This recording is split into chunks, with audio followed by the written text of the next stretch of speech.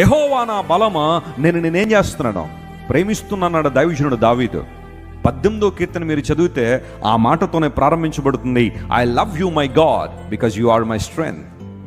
నీవు నా బలమై ఉన్నావు గనుక నేను నిన్ను ప్రేమిస్తున్నాను ప్రభు అనే మాట దావీదు గారు రాశారు.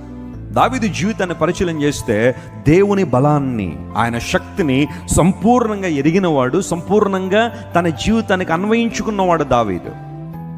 We know the history behind Goliath in the Bible. గొలియాతును చూడడం, అమ్మ మన వల్ల కాదులే అని వెనక తప్పుకోవడం. కానీ వన్ ఫైన్ డే ఎవరు వచ్చారు? దావీదు వచ్చాడు.